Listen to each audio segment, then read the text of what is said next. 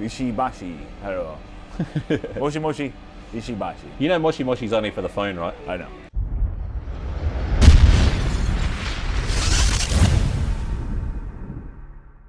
Greetings folks, Jason from Ishibashi Music Shibuya in Tokyo here, and I am sitting next to one of my favourite dudes who we've hung out a few times before. This is... Alex Skolnick. There you go, I'm glad you know your own name, mate. Thank you. Konnichiwa. Konnichiwa. It's good to see you again. Likewise. We get to catch up every so often. Absolutely. It's great. I like the relationship we have. It's a fine relationship. Let's not change it. Let's get started with your guitars. Now, when you and I have met before, we actually had a brief discussion at NAMM 2 years ago about your guitars. Yep. I was brand new at that time, too. Exactly. And now you're a couple of years into your relationship with ESP.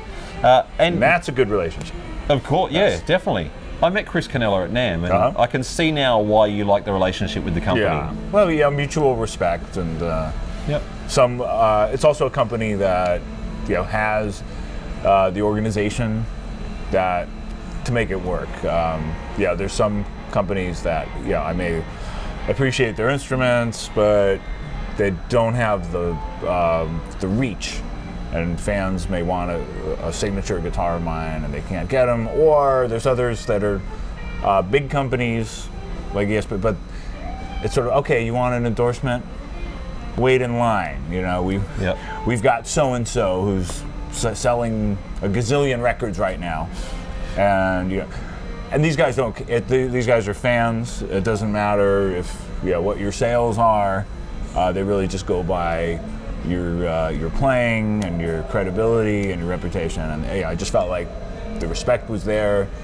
And I also I asked around. I went to some music stores incognito when I was shopping for endorsements, and I just thought, okay, do guitars get returned? Which brands get returned more? Which ones do the fans seem happier with? The ESP research came back solid. Kind of won out. Well, I like the fact that ESP obviously embraces you, because I've bought some back from NAMM with me. And for those of you who haven't seen it, this is the American edition of the ESP catalogue. I bought a few back from NAMM. James Hetfield on the cover, and your fine self on the back cover.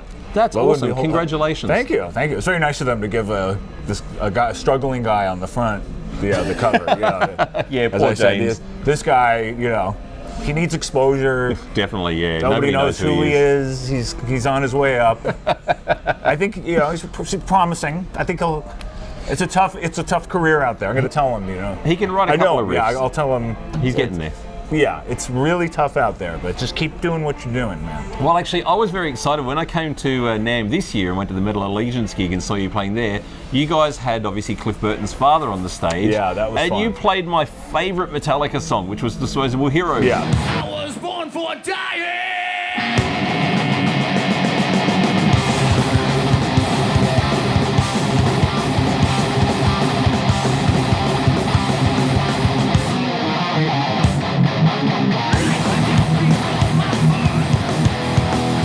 Back to the front! You will do what I say when I say back to the front! I was so excited because I love that song. Like, out of all the Metallica back that catalogue. was a tribute to Cliff, and I didn't know that Cliff's dad was going to be there. That was like a surprise. And that was Cliff's real bass. And it was his real bass. That was and the founder of Metal Allegiance, Mark Mengy, played bass on that song. Yeah, with that bass. I played that bass. And I think he knew that was going to happen. Like the rest, not all the rest of us knew. Yeah. So we kept saying, why that song? Of all the songs. Because it's not an easy song to play. Well, of course not. But then once we did it, it totally made sense. That photo that you can see on the screen right now was shot by me. I took it with my iPhone from the audience when I was there. That was amazing to see that real bass. That's incredible. So that was a lot of fun. Yeah, definitely. Well, anyway, props for you for getting on the back catalogue. It's a back picture of the catalogue, rather. That was a surprise. Well, there's a new line called the ESP USA Line. And they said, we'd like to do a special promotion involving you and this instrument. It's not going to take away anything from your signature instrument. But I said, well, I have to like the instrument. Yeah, of course. And they sent one over, and I got to say, yes, right away. Excellent. I totally approved. And I'm going to be using it too. It brings out a different sound in me. Is it this It's style of shape? It's the same shape. It's an Eclipse, if I'm not mistaken, right? It's based. Yeah, this is based on an Eclipse. I mean, this is my custom LTD. Okay. Yep. There's an LTD version, which is more of a, I wouldn't say entry level, because it's a good guitar. I brought this. I'm going to play this on stage tonight. Nice. But the ESP is sort of the high end. Yeah, everything's high end. The pickups are signature Seymour Duncans, which you'll be able to buy soon as a set. Great. The hardware is slightly upgraded. Of course. But this is still a great guitar. You pay for the higher quality guitar. It makes sense. Yes. So what are you but using? the USA line is different. It's very heavy, which I like. Okay.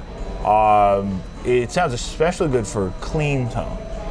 Well, it's very important for you, isn't it, with your jazz stuff? Yeah, and also it brings out certain styles. I mean, I like to cover the gamut with styles. Sometimes, some fans, most fans actually really appreciate it. Occasionally, there's people that complain, just the stick to metal crowd, the same people that say stick to music if I express an opinion about anything other than music. So I don't care.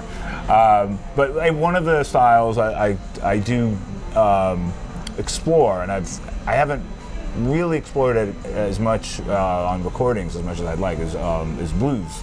Oh, and really? somehow this guitar, this ESP USA, really brings out the blues sound. Yeah. In fact, if you go on the ESP website, there's a clip of my performance at the booth playing that guitar. I'll insert one here for a second. Here you go.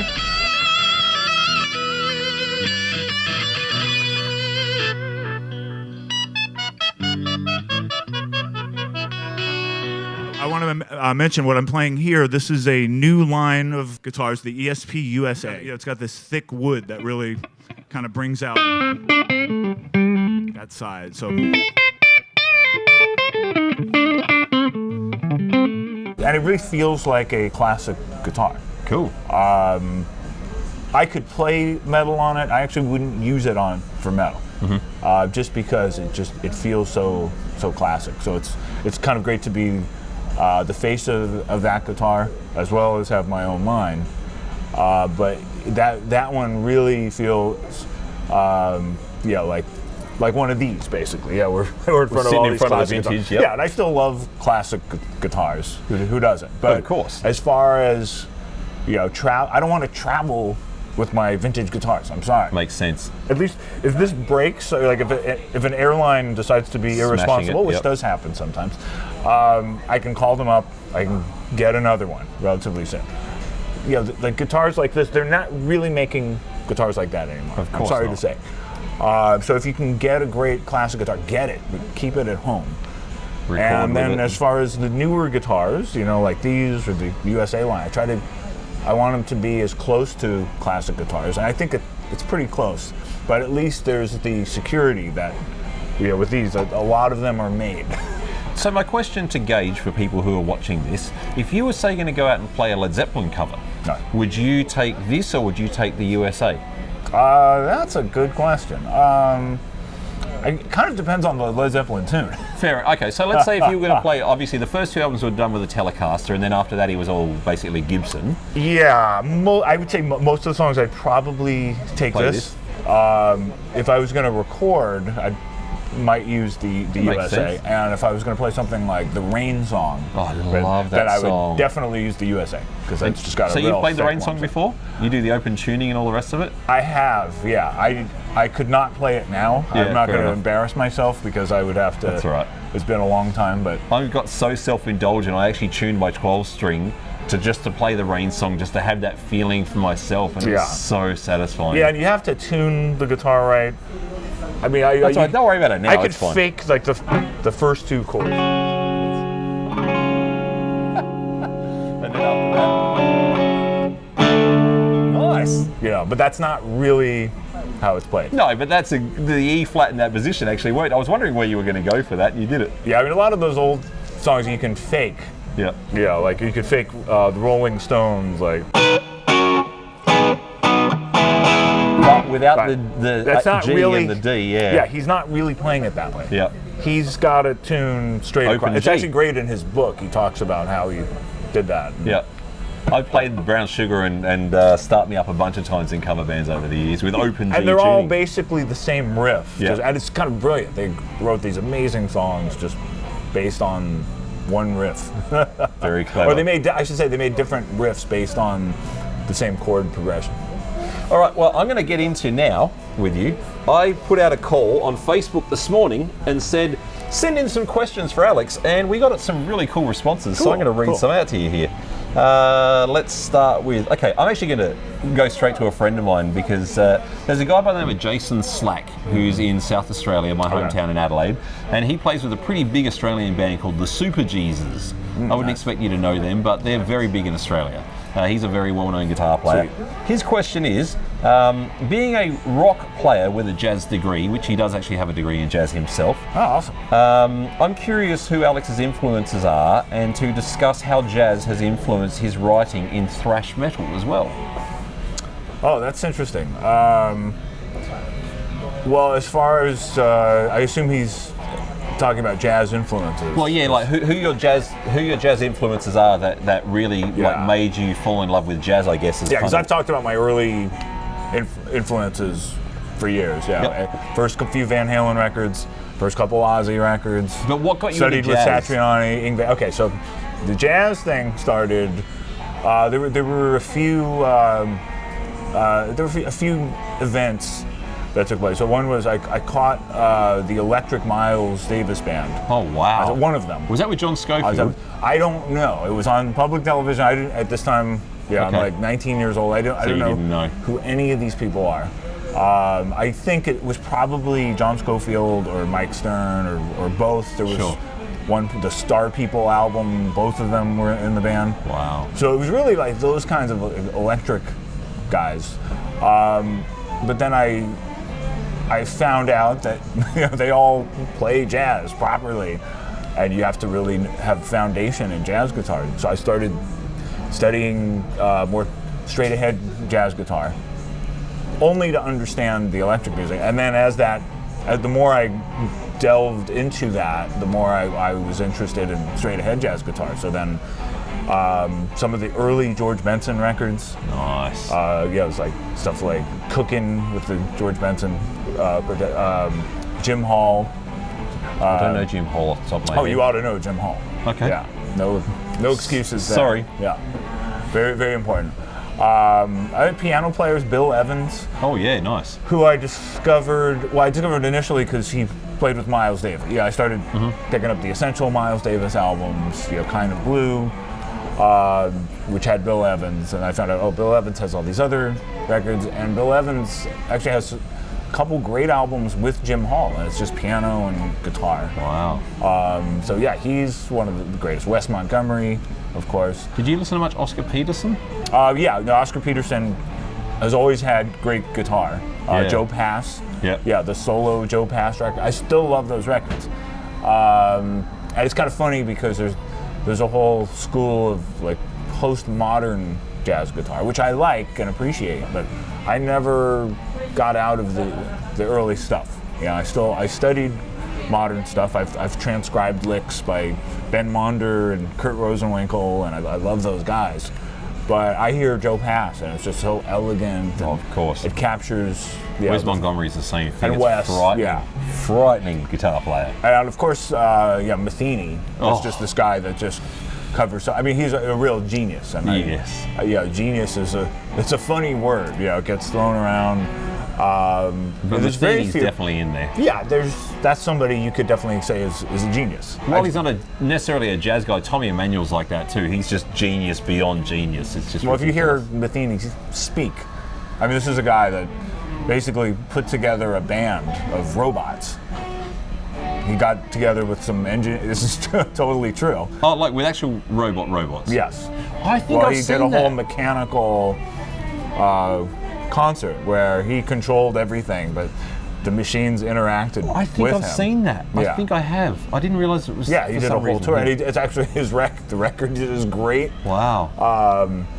And I saw him on that tour, and he talked about how he came up with the idea, and yeah, that's just genius level. Yeah. So I would say, you know, those guys are all big influences. But yeah, I think if you're going to play jazz seriously, you can't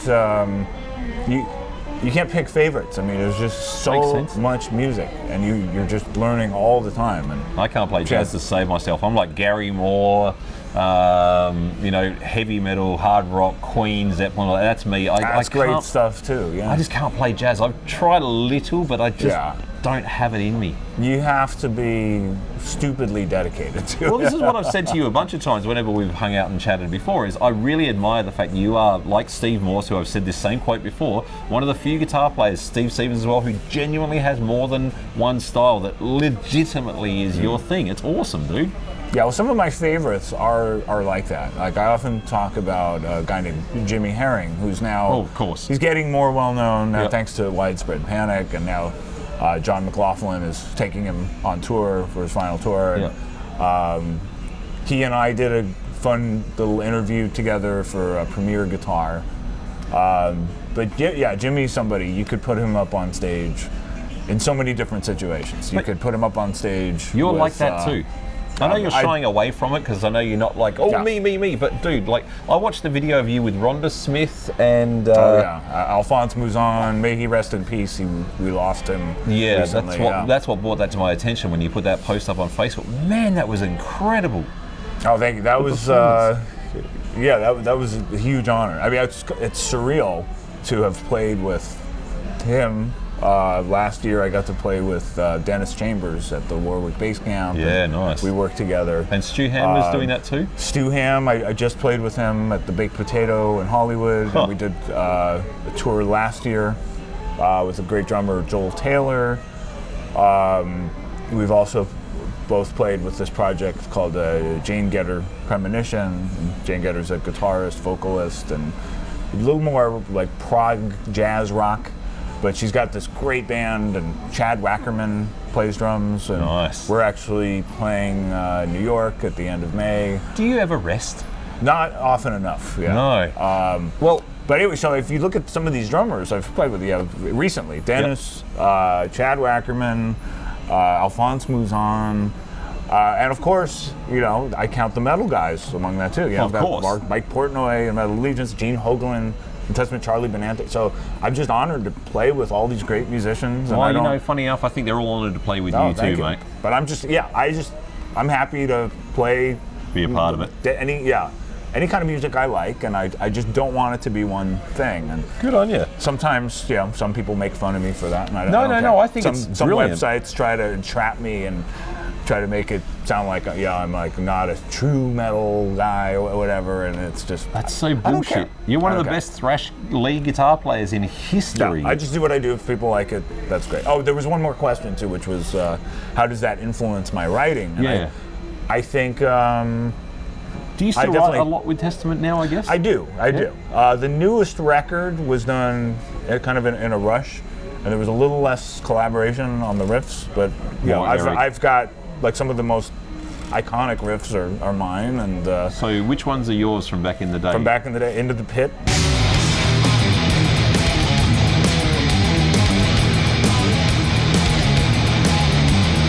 Sins of Omission.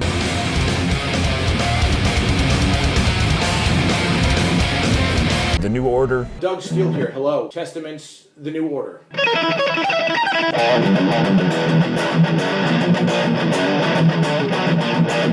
The Preacher. The classics. Pretty much anything with harmony and single notes. Because if you listen to the first few songs the band had, and some of them are actually on the debut album, the influences were definitely, it was Slayer, Motorhead, Venom. Yeah, of course. And I was coming from more of a place of, Ozzy, Rainbow, Dio. More melodic. I kind of forced that in, but we just sped it up.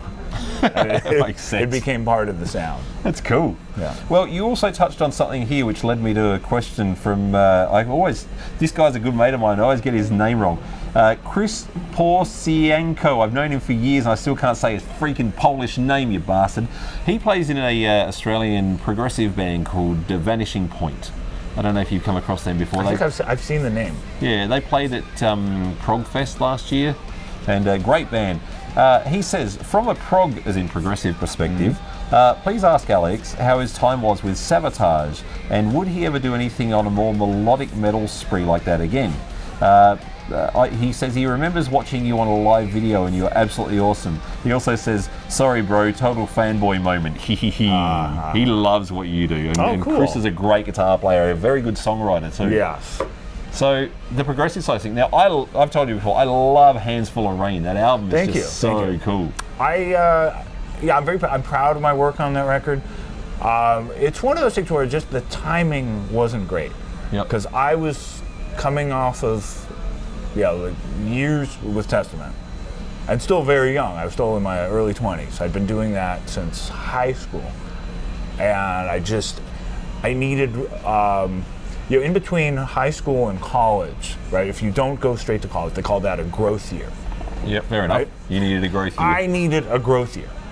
And what I think, what I ended up doing, I moved to New York. I studied at the new school. I got my music degree, and I was just happy to do that because it felt right.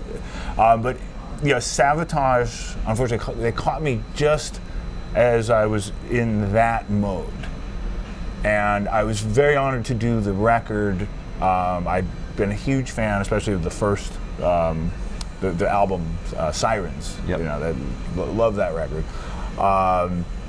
And we had toured with the guys, and Chris Oliva had just become this great guitar player, so underrated.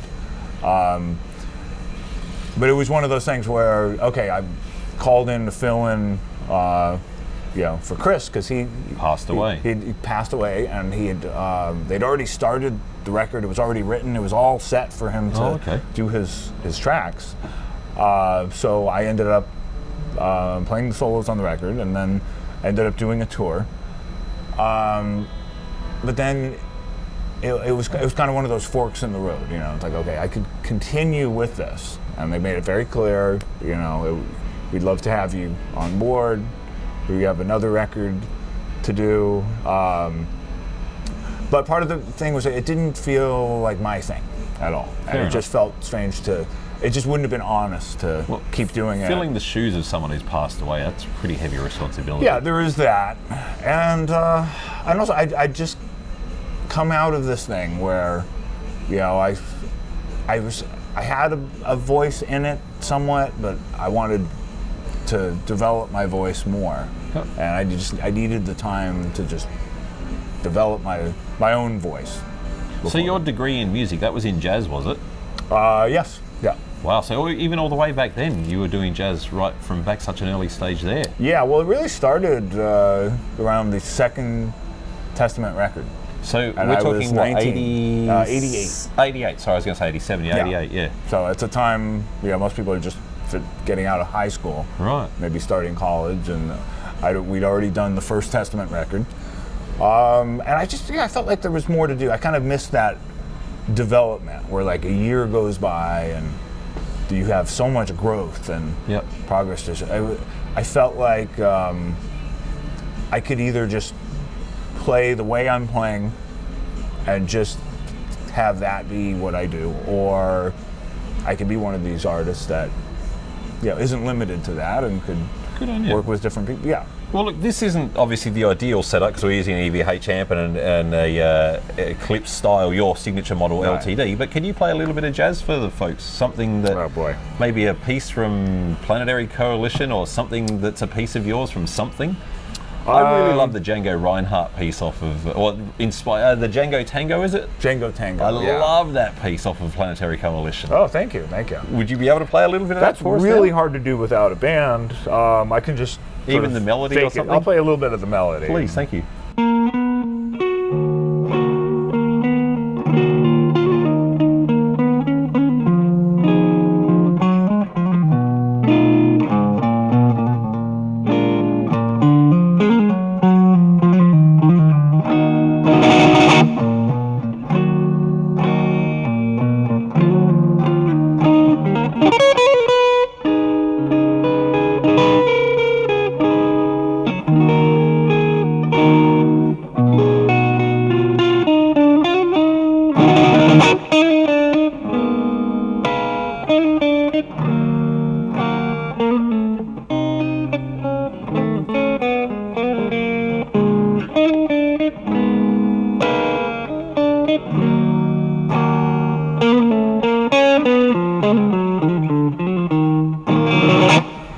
Very nice. I messed up one part That's all because usually I have the bass Behind covering for me, but it's a weird melody because I'm going. And then, It's a hell of a stretch. yeah, and I'm kind of guessing what the bass note is.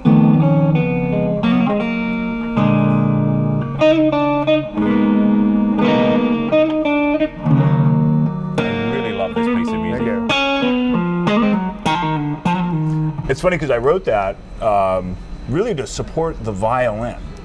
I've got a violinist on the Yep. record. Her Yes. name's Rachel Gollage, she's a great violinist, and she's doing the melody, and I'm kind of backing her up.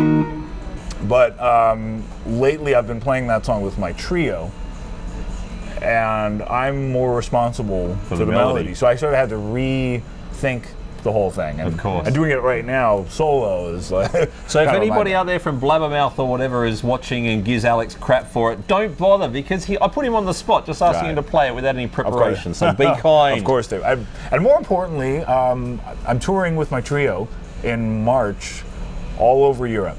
Great. The dates are on Facebook. They're I'm going to put them on the website. screen. Okay, all right? great. So that way people can see where. So Yeah, if you're we're in Europe, excited. Yeah.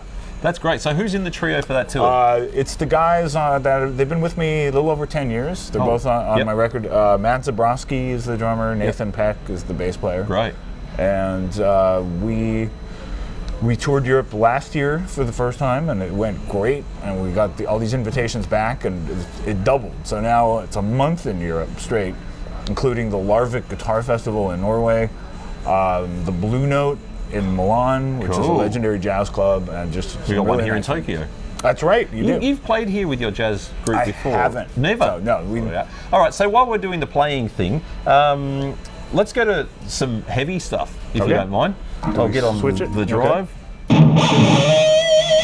So, from the new album, The Pale King, Yeah. would you mind showing the people a little playthrough of your solo? Oh boy.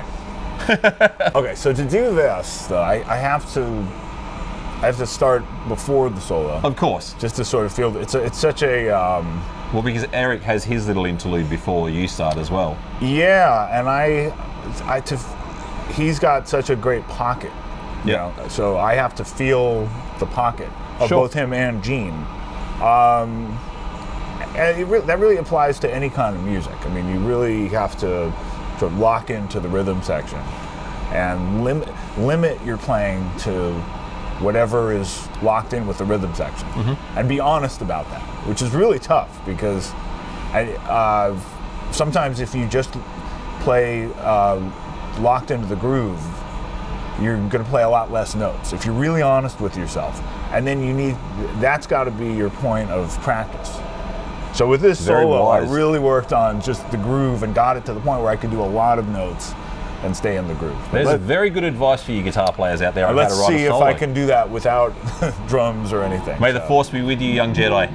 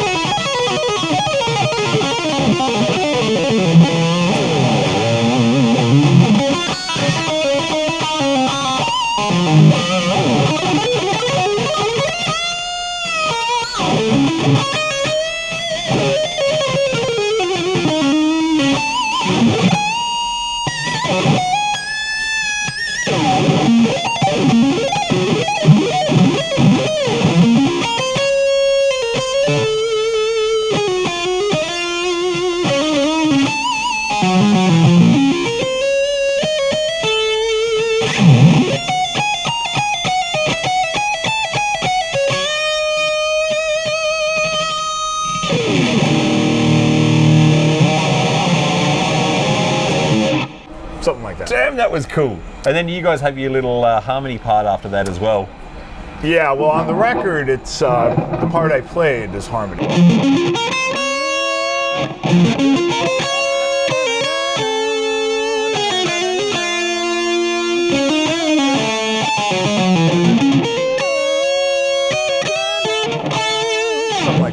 And that's all you on the record? That's all me on the record. Oh, okay. I didn't realize. I thought for some reason that was you and Eric sharing it.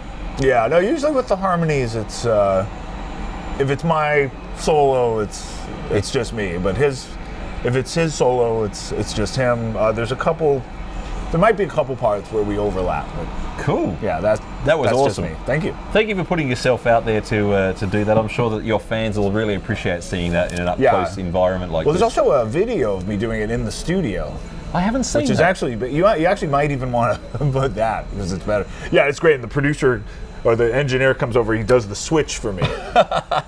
This is one problem with today's world. There's so much video out there, it's hard to see everything. Oh yeah, I should send that to you. Please. Yeah. All right, well, I don't want to take up too much more time because you're going to have to get going to sound check in a minute. That's true. What I'm going to do for you folks out there is I've actually asked Alex about this already and he's agreed and said yes, he's going to do it. I've got 4 catalogues here of these ESP catalogues from the USA, which are the American prints. I don't know if it changes and varies worldwide. But Alex is going to sign the back cover and I'm going to give 3 of these. I've got 4 here. I'm going to keep 1 here in the store. I'll get him to sign it to Ishibashi. And then the other 3 I'm going to give away somehow or another on a competition. So keep your eyes out on Facebook and YouTube and I'm going to give these away. So if you wouldn't mind, can I get you to sign these quickly? I would happily sign those. Thank you. There's a couch just there. You can pop your guitar on if you like. And here we go. So if you want to sign the back, obviously, because that's where you are. Really? No point in signing over James I can't sign Hetfield. over James? Okay. You want to sign as James Hetfield? All right. And remember, we just talked about him. Nobody really knows who he is. I know. We got to help. We need to help him. Sorry, James. Yeah, I doubt James is going to see this, but if you do, we're just having fun, mate. Yeah. All right. Maybe write Dear Ishibashi Customer. Why not? We don't know who it's going to go to yet. Okay. The spelling's on my shirt if you want the spelling. Yes, please. Oh, Ishibashi. Yes. I thought it was Ichi. Okay, good.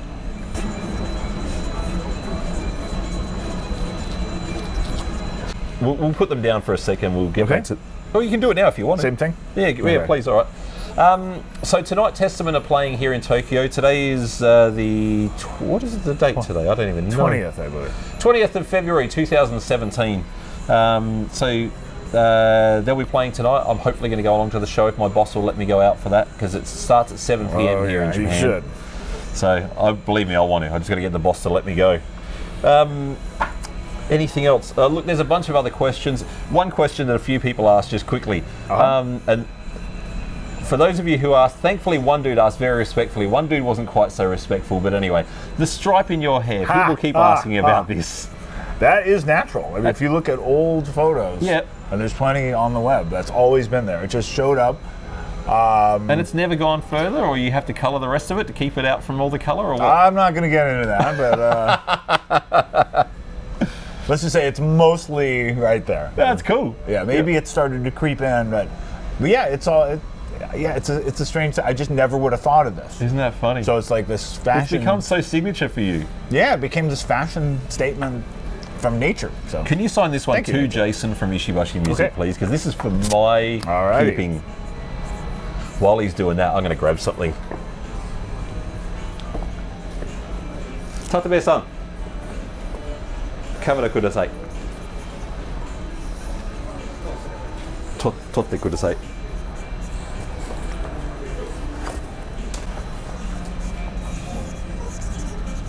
Thank you, mate. Appreciate that. Nice. There's my personal one. He even wrote arigato. Oh, domo arigato. Domo on there. arigato. It's funny. I have a Van Halen 1 from Eddie Van Halen that he signed for me. It actually says Domo Dude on it. So it's becoming a theme. Nice. Now, I've told you about this, but I'm going to show you now. Okay. Here's my 540p. Oh, wow. How crazy is that to see one There's of those? not a lot of these around. No. Yeah. This is my own personal guitar, and I love this axe. I played one of these briefly in the 90s. Do you have a practice what you preach one, if I'm not I do, mistaken? yeah. Painted. Have you still got it? Yes. Yeah, it's with the Testament gear. If you ever get rid of it, please, I want that one. You're not please. the only one. So. But yeah, man, that's my own personal one. I've had this for a long time, and I love this guitar. It's nice. It's got a nice acoustics. Now, So keep in mind, test. Alex is an ESP artist, not an Ibanez artist anymore. I just want to point that out. I'm just revisiting for Exactly. old times. So, going from this with a super thin neck to what you're using these days, you're on quite chunky necks now. Yeah. How do you feel going back to an old thin neck like this? It's funny, it feels extra wide. Yeah, it is very wide, this neck. There's no question. I'll plug it in. Oh, sorry, you're on the cable.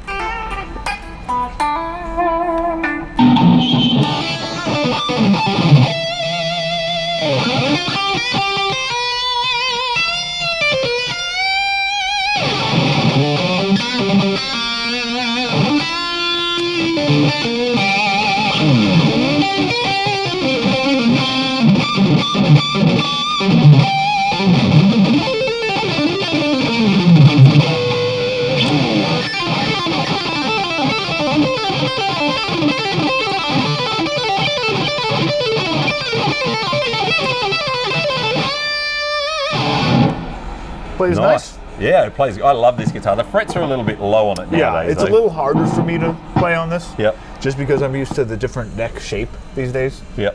But yeah, once you get used to it, it feels really good. It's so cool for me to see you holding my guitar. And I got to say, I love Ibanez, but shame on you, Ibanez, for not making that his official signature back in the day. Because everybody calls this the Alex Skolnick Ibanez. That still to this or day. the red the 540S. Yeah. Oh yeah, of course. Yeah, that one too. Yeah. Yep. And I like you used to have a maple neck 550, I think it was, with the red pickups in it. I don't remember the model name of that. Yeah, that was like a standard double cutaway Ibanez. Yep. Yeah. Did it have a pick guard or not? Do you remember? I don't believe so. If it didn't, then it would have been a 570. I'm an Ibanez nerd. Yeah, no, what? I forget. It'll come to me. That's all right. But look, I think that's pretty much all we got time for. This has been a long interview, so thank you very much for all your my time. pleasure. This has been great. It's always good to see you, Alex. Pleasure. Thank you. Take care, folks. Thank you, folks.